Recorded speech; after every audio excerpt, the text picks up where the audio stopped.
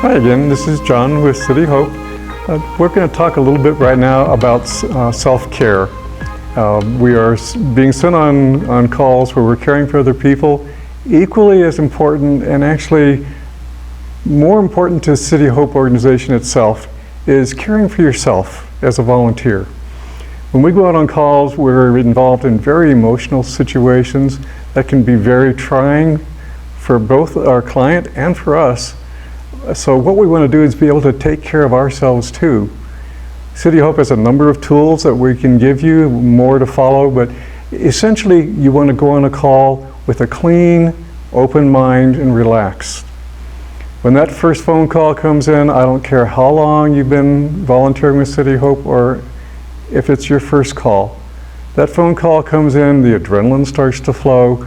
We were given basics of what is going on. Then we respond.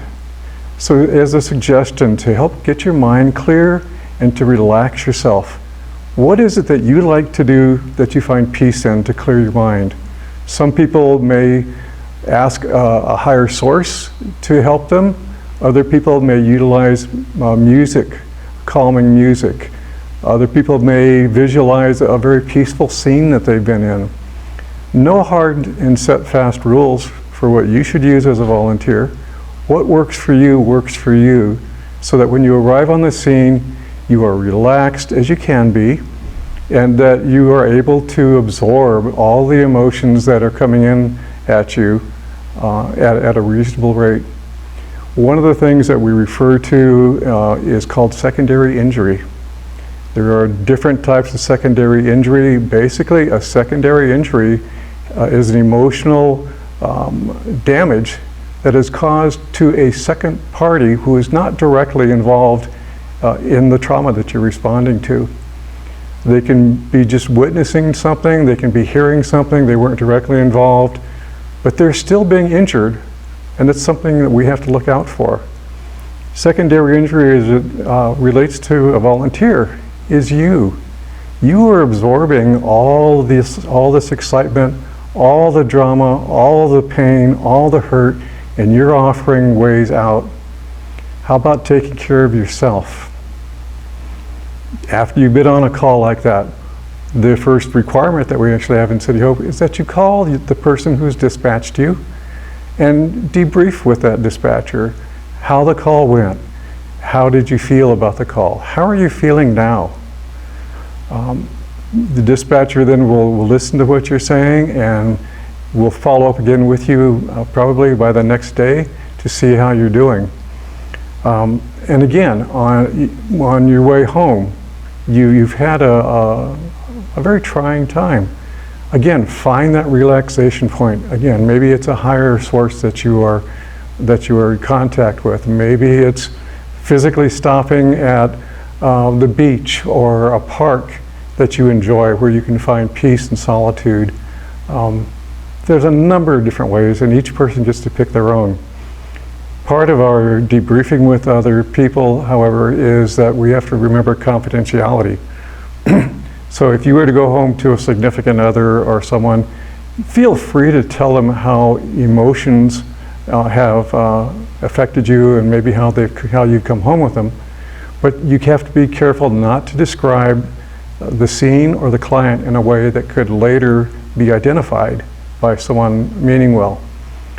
No social media posts about your calls or how you feel.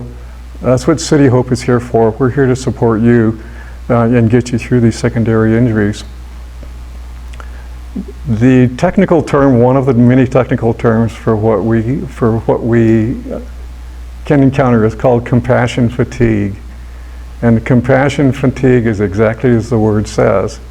It's an accumulation of compassion for other people that results in extreme fatigue to us, and we start taking on the symptoms of all these calls we've been on. Very important to be aware of compassion fatigue. You're joining City Hope because we know you have great hearts. We know you have compassion for the people that you're going to be helping. Otherwise, you wouldn't be here. So compassion fatigue is a normal result of being on a call. But what we want to do, again, we're normalizing it for you too by having you call your dispatcher, and defragging, just talking about the call, talking about how you feel. After talking to your dispatcher, if you want to continue with talking to your dispatcher, if you want to go up the chain through City Hope, you're always free to call whoever that you feel like that you may want to call. You'll get to know your fellow volunteers. Maybe you have a fellow volunteer that you're very comfortable with. You're welcome to call them. What we want to watch for is that this compassion fatigue doesn't come over you and take control of you and start affecting your personal life. You as the volunteer are the most important asset that City Hope has. We are family, we become family, we trust each other. So with that being said, watch for your compassion fatigue, develop your own ways of self-care. No way that you develop will be right or wrong, it'll be simply right for you. Thank you very much.